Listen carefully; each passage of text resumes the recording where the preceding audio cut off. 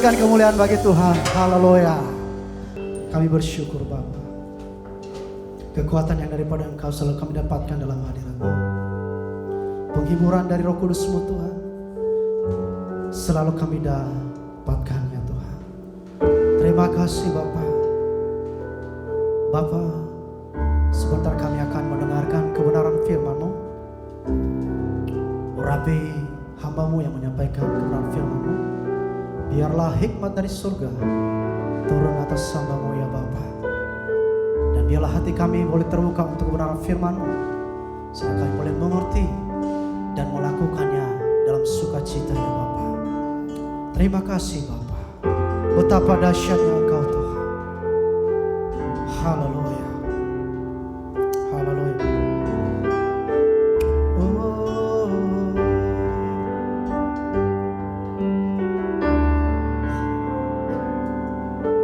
Betapa dahsyat Engkau Tuhan, pencipta segala yang ada, dulu sekarang sampai selamanya.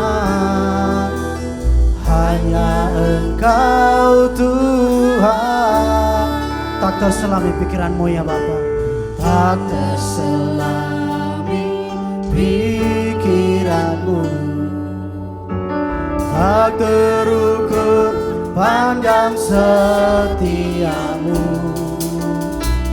Dulu sekarang sampai selamanya. Hanya Engkau tuh ku sembah, ku sembah Engkau Yesus. Hanya Engkau Allah di hidupku, tiada yang lain, hanya Kau, hanya Engkau Tuhan selamanya. Kau tetap Allah, walau dunia semua bergoncang, tak tergoyahkan. Kau tetap Allah.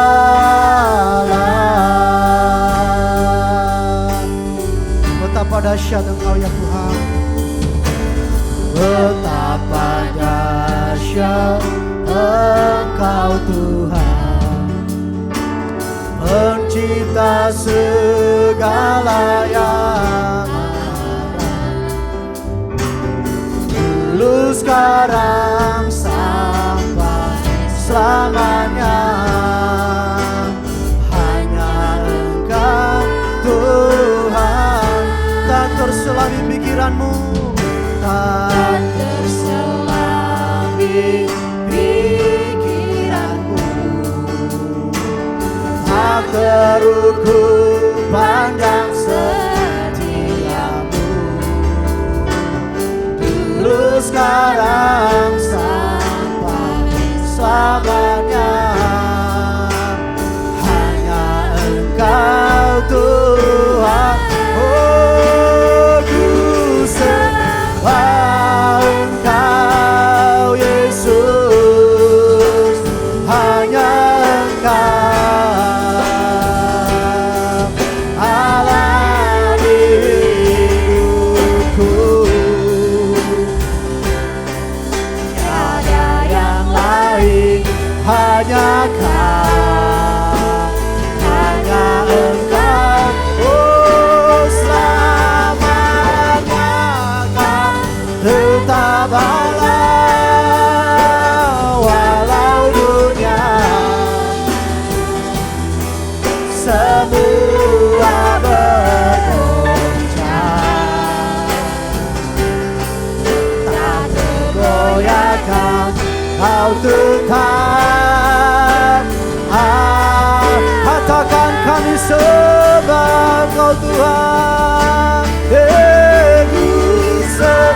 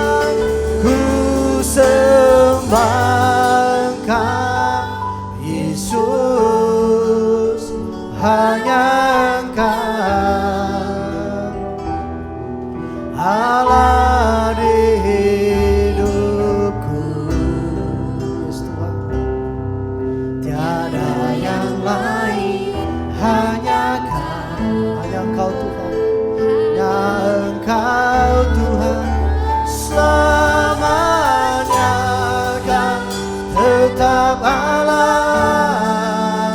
walau dunia semua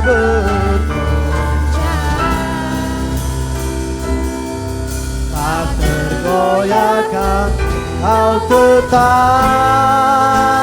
tak tergoyahkan, tak tergoyahkan, Kau tetap Kau tetap Allah, Kau tetap Allah.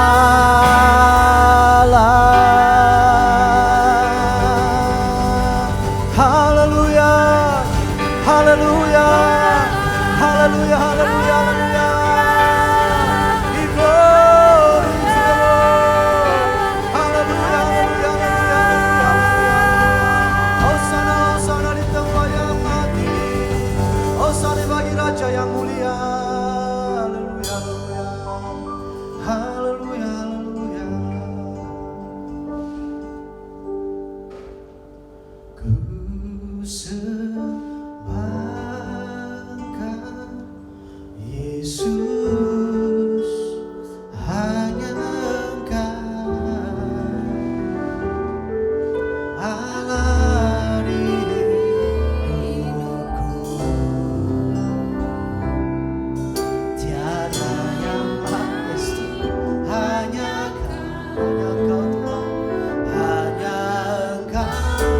Oh, selamanya Kau tetap Allah, walau dunia semua berpecah, tak tergoyahkan, Kau tetap. Ku sembah, ku sembah, ku sembah Engkau Yesus, hanya Engkau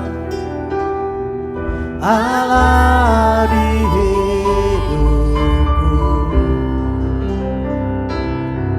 Tiada yang lain, hanya Kau, hanya Engkau Tuhan, selamanya Kau tetap Allah, walau dunia semua bergoncang, tak tergoyahkan, Kau tetap Kau tetap Allah, Kau tetap Kau tetap Allah, Kau tetap Allah.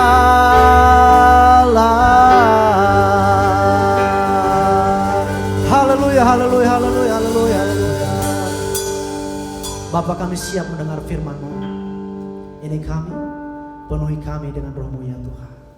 Kami mendengar firman-Mu, kami mendengar sabda-Mu ya Tuhan. Dalam nama Tuhan Yesus Kristus, haleluya, amin.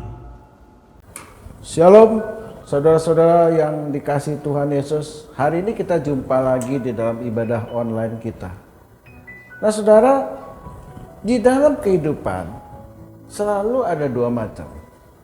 Yang pertama adalah masa-masa kelimpahan, yang kedua adalah masa-masa kesukaran.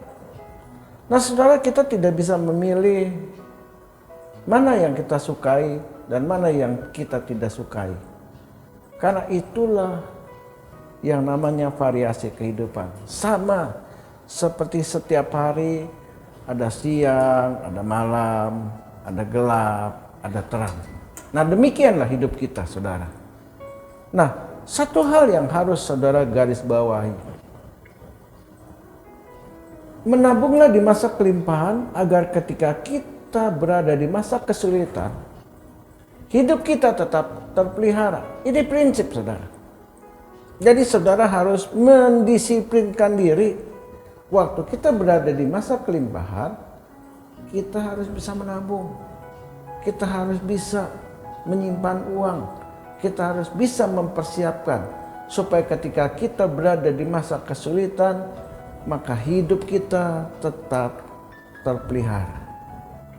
Nah, di Kejadian 41 ayat 29. Ini kisah tentang Yusuf. Dikatakan ketika Firaun meminta pendapat Yusuf, Yusuf berkata demikian, "Ketahuilah tuanku, akan datang 7 tahun kelimpahan di tanah Mesir, kemudian akan timbul 7 tahun kelaparan. Maka akan dilupakan segala kelimpahan itu di tanah Mesir, karena kelaparan itu mengurus keringkan negeri ini."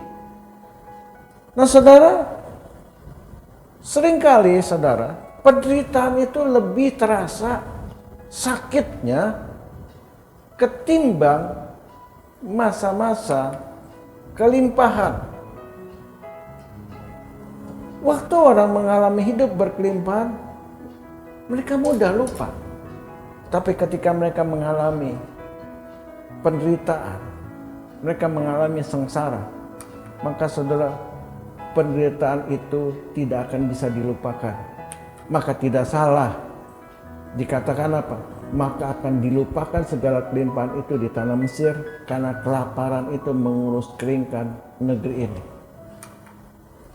Dalam masa hidup kita di dunia ini berbicara tentang Mesir, saudara, pasti akan selalu ada masa yang mudah dan masa yang sukar. Tahun kelimpahan dan tahun kekeringan. Hari ini kita semua diingatkan Tuhan bahwa di masa kelimpahan kita tetap harus berhemat. Kita harus menabung sebagai persiapan memasuki masa kekeringan. Yusuf ketika menceritakan tentang mimpi dari Firaun, maka saudara, dia diberi hikmat oleh Tuhan tentang hal ini. Sehingga dia bisa mengajarkan, sehingga dia bisa memberi pendapat, dia bisa memberi usulan kepada Firaun untuk melakukan hal yang benar. Itu sebabnya saudara, ketika Firaun mendengarkan nasihat yang diberikan Tuhan melalui Yusuf, maka saudara, kehidupan orang-orang yang ada di Mesir itu terpelihara. Bahkan bukan hanya orang yang ada di Mesir, orang-orang yang ada di sekitar Mesir ikut terpelihara. Ayat 13, ayat 26 berkata demikian.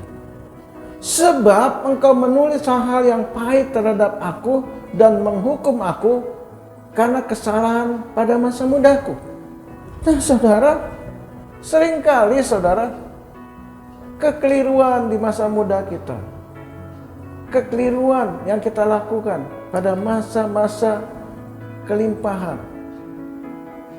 itu saudara menyebabkan di masa tua kita mengalami begitu banyak masalah. Saudara harus tahu bahwa masa muda adalah masa produktif atau masa yang disebut masa-masa kelimpahan, di mana kita bisa bekerja, kita berusaha untuk mencari hasil.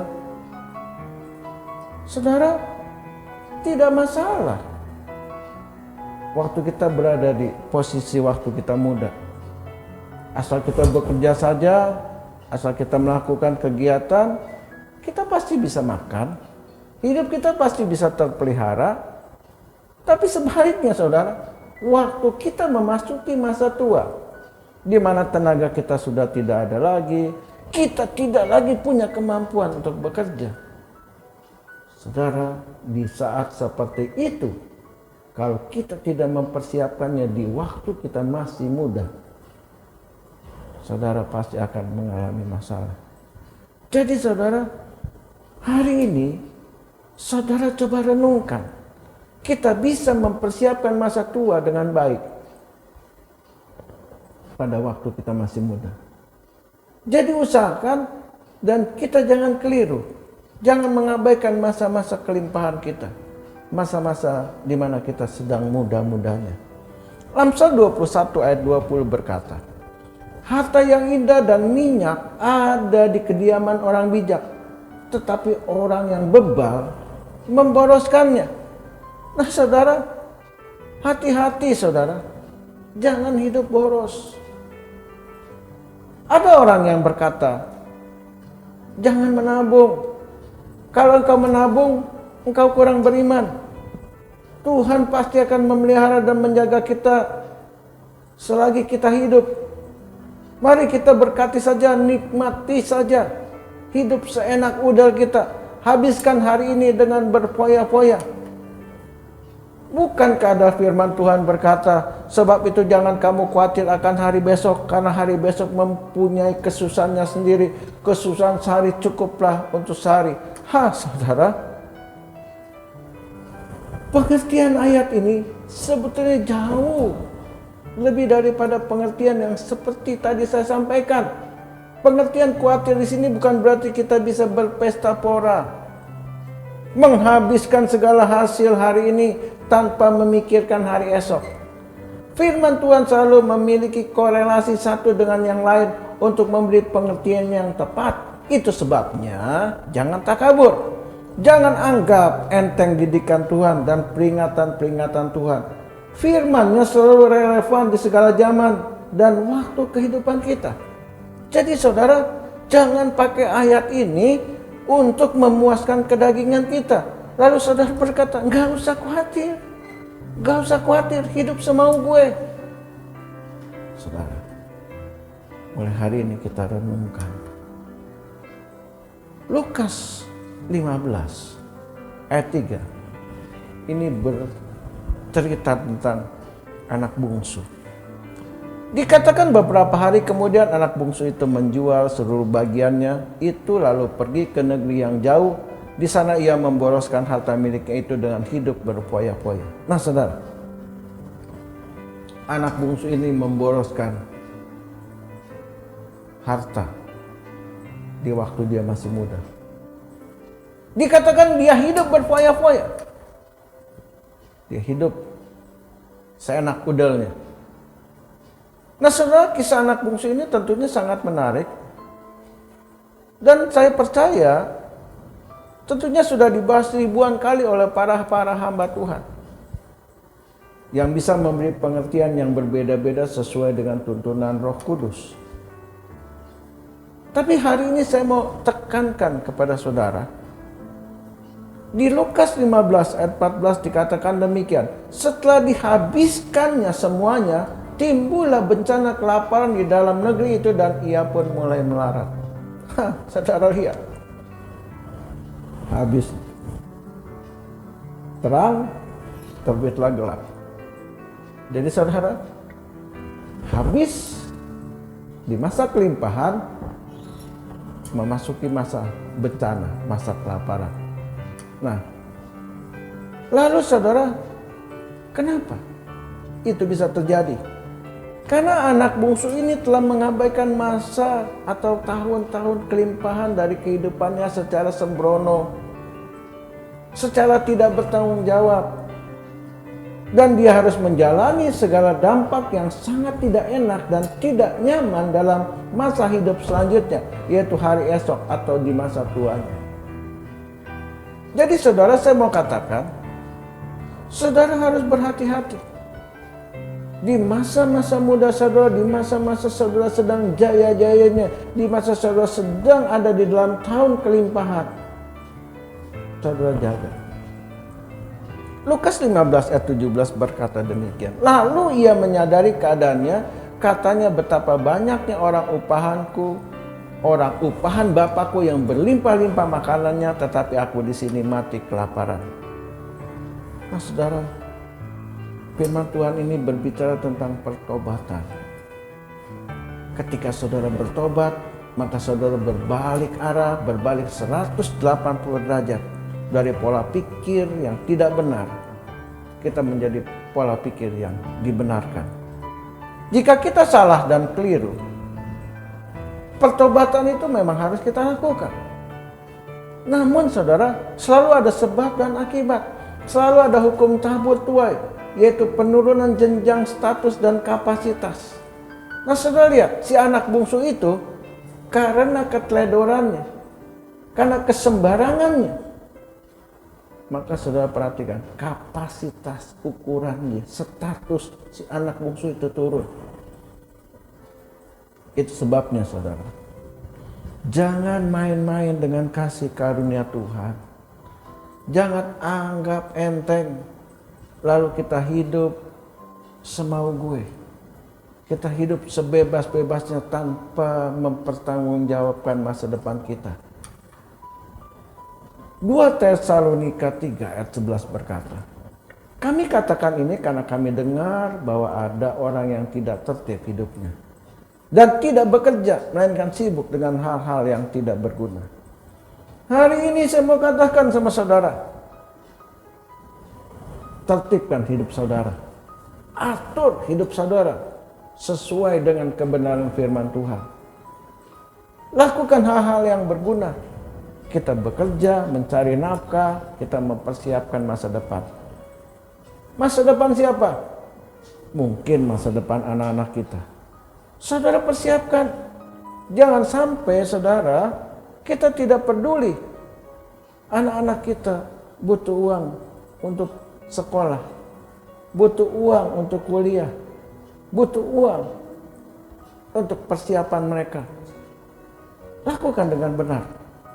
Maka saya percaya hidup saudara akan terpelihara sampai ke masa tua saudara. Secara umum Tuhan telah menyediakan begitu banyak berkat bagi kita.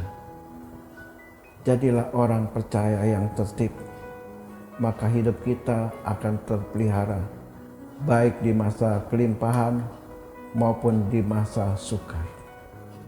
1 Tesalonika 5 ayat 14 berkata, kami juga menasihati kamu saudara-saudara, tegurlah mereka yang hidup dengan tidak tertib, hiburlah mereka yang tawar hati, belalah mereka yang lemah, sabarlah terhadap semua orang. Saudara, di masa pandemi ini, mari kita belajar merenung. Sambil apa? Sambil menertibkan jalan hidup kita. Kita perbaiki yang salah dan jangan lagi kita ulangi. Percayalah saudara, selalu ada jalan keluar bagi mereka yang taat kepada kebenaran firman Tuhan. Mungkin kita sudah melakukan kekeliruan di masa lalu. Mungkin kita sudah tidak tertib di masa lalu. Sehingga saudara di masa-masa pandemi seperti ini, kita masuk di dalam kesukaran yang sangat sukar. Tapi saya mau kasih tahu, kalau saudara berkata, Tuhan, hari ini saya berjanji, saya akan perbaiki jalan hidup saya, supaya saya hidup benar di hadapan-Mu. Kolose 2 ayat 2-3 berkata, supaya hati mereka terhibur dan mereka bersatu dalam kasih, sehingga mereka memperoleh segala kekayaan dan keyakinan, pengertian dan mengenal rahasia Allah, yaitu Kristus, sebab di dalam Dialah tersembunyi segala harta hikmat dan pengetahuan. Puji Tuhan saudara. Di masa-masa sukar seperti ini, di masa-masa pandemi COVID-19, kita masuk lebih dalam lagi ke dalam hadirat Tuhan. Tuhan akan menghibur kita, Tuhan akan memberi kekuatan kepada kita. Untuk apa? Untuk kita mempelajari segala kesalahan-kesalahan kita, segala kekeliruan-kekeliruan kita. Sehingga apa saudara? Kita dipulihkan oleh Tuhan. Kita memiliki pengertian dan keyakinan. Kita bisa mengenal rahasia Allah, yaitu Kristus. Sebab di dalam Dialah segala harta hikmat dan pengetahuan yang selama ini tersembunyi, itu akan dilimpahkan kepada kita dengan berlimpah-limpah. Saudara, hari ini kita bersyukur. Kita berkata, Tuhan, terima kasih. untuk masa-masa kesukaran yang boleh datang. Hari ini Engkau sudah mengubah hati saya, mengubah pikiran saya, sehingga saya bisa mengerti setiap jalan-jalan hidup-Mu. Mulai hari ini Tuhan, saya berjanji di hadapan-Mu, saya akan hidup di dalam ketertiban, di dalam kedisiplinan. Beri kepada saya kesempatan, supaya ketika badai ini berlalu, saya hidup di dalam rancangan-Mu. Terima kasih Tuhan. Tuhan Yesus memberkati kita semua. Tuhan Yesus memberkati saudara, memberkati saya, memberkati semua umat Tuhan yang mendengar siaran ini. Dalam nama Yesus, amin. Puji Tuhan, kita sampai kepada akhir daripada ibadah kita hari ini. Mari saudara angkat kedua tangan saudara. Berikan hati, pikiran, tubuh, jiwa, roh saudara kepada Tuhan. Tuhan, Engkau adalah pemilik bumi. Engkau berkati ya Tuhan setiap pemirsa yang mendengar siaran ini. Biar berkat Allah Bapa, damai sejahtera di dalam Tuhan Yesus Kristus, kasih karunia penyertaan dari Roh Kudus, menyertai setiap orang yang percaya mulai hari ini sampai selama-lamanya. Mari kita yang percaya dan diberkati Tuhan sama-sama katakan, amin. Tuhan Yesus memberkati.